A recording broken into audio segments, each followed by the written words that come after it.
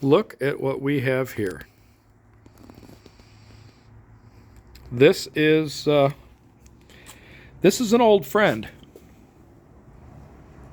This is an old friend.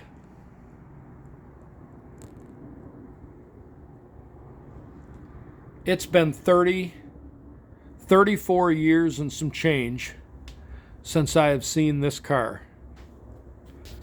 I plucked this car out of a backyard in Dexter, Michigan, west of Ann Arbor, in the summer of 1981. Retractable Ralph Causley and I plucked it out of a guy's backyard. I found the car in 1977, rotting away in this backyard, and it took me from 1977 till 1981 to convince the guy to sell me the car.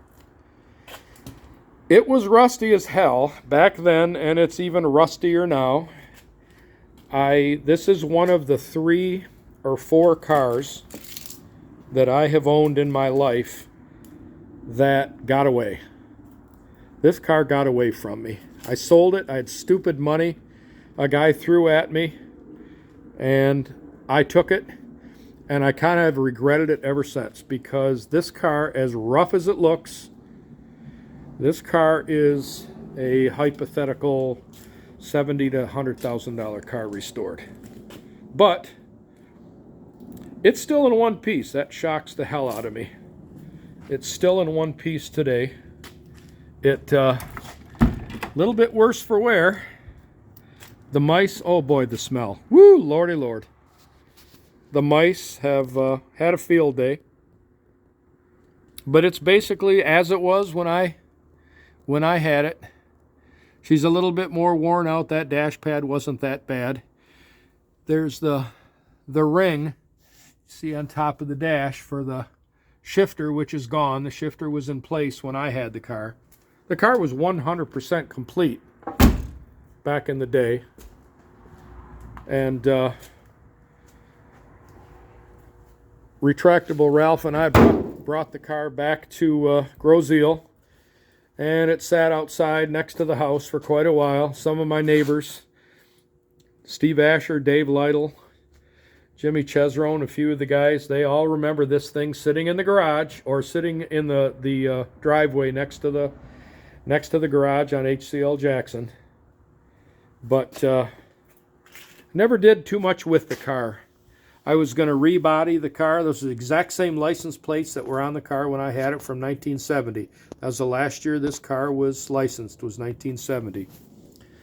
The original owner was a guy by the name of George Woolwend in Ann Arbor, Dexter, Michigan, out in Barton Hills. And he ordered the car as a play toy for Sundays, and had the 427R code, dual 4-barrel, 425 horsepower V8 monster engine. There, I don't know if you can see it or not. If I can, probably can't, but the serial number is right there, 145729. That's it. I've memorized that number over the years. And I just realized it's a clear glass car, no tint. Windshield appears to be perfect. Motor and trans gone. Transmission and bell housing were in the car when I sold it. The motor was out. I sold that with the car. I don't remember that, but that's original. Remote control driver's side mirror. That is not a very common option on this car. But it's this is something that amazes me, that this is still here.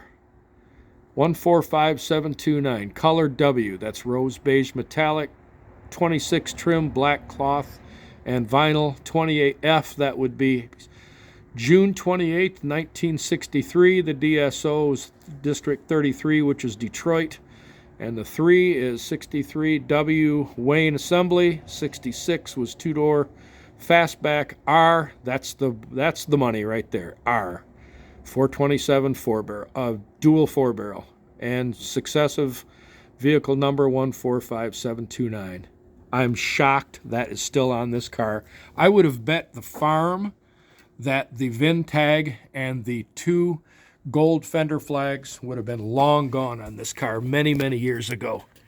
The odometer shows, let me see if I can get that, 40,072 miles right there.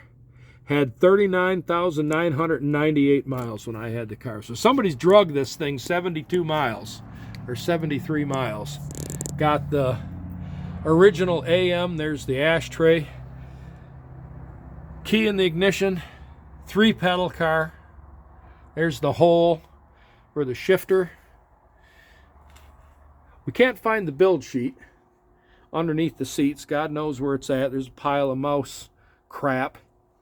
Top of the seat's all shot and the back package tray is all messed up. But, I mean, at the end of the day, the car is still savable. Car is still savable. If you had really deep pockets, I would give anything to have this thing back. And, but it would be an absolute rotisserie restoration. And I'm not 30 years old anymore. I don't have that. I don't have that much time left to undertake a project like this. You would literally have to lift the body off the frame, sandblast it all. Bob, the owner right now, has owned the car a couple of years. He said the car was up in near Flat Rock for several years in a building. I had no idea. Last I had heard, the car was sitting in a storage lot in Waterford, Michigan, minus engine and trans, just rotting away outside. And that was 10, 12 years ago I heard that. But I've never seen the car until it just popped up on my Facebook marketplace a few days ago, and I about died. I'm like, my God, that's my car. Because I recognize the license plate, the 1970 Michigan plates. But it's rare rose beige metallic. Those wheels are probably worth $1,000 a piece. They're the Kelsey Hayes steel 15-inch with the poverty cap, hubcaps. That's all original. There's no spare, so it's missing one wheel. But everything is there. It is still, believe it or not, even with that much rust, it's bad. Don't get me wrong. It's bad, bad, bad. But now I hear they're making quarter panels. That's an odd option right there. I didn't know the car had an antenna in the middle of the deck lid. There is no hole in the top of the fender. That's odd. But I remember that dent from when I had the car, like the guy backed into something back in the day. But that piece of trim is gone. There's a trunk key for it I saw, but original license plates that were on the car when I plucked it out in 1981. Taillights are still in one piece. It's definitely not dead. I would just hope that somebody would get this car and go through it, because it's still got potential. Being that the door tag's still there and the fender flags are still there, I hope it can live again. If I only had the time and the money. Oh well, I just thought you guys would appreciate this, and well, it's a trip back in time for me. Memory of old George Woolwind of Ann Arbor, Michigan, ordered this car brand spanking new from Bob. Well, he first off went to Bob Ford to order it as a Sunday play toy, he said, and they said, no, you don't want a 427. It only has three months warranty, 4,000 mile warranty, and we'll order you a 394 speed. He says, nope, I don't want a 394 speed. He says, I want a 427. They wouldn't order it for him. And so he went to Bealfield down the street. They wouldn't order it for him either.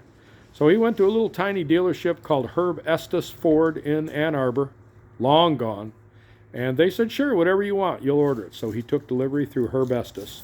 And when I got the car, there was the paper envelope in the glove box with all of the papers from Herb Estes Ford, and in that glove box right there. And there was a ticket on top of it from Michigan State Police for 148 miles an hour on 94. Dated like 65, 66, which I thought was cool. I should have kept that stuff, but it's long gone now. It's in somebody's archives. But anyways, guys, I hope you enjoyed this little trip back in time, because I sure did. Been a long time. Almost 50 years since I found it, and 37, 35 years, 36 years since I sold it. Been a long time coming. Good seeing you again, baby.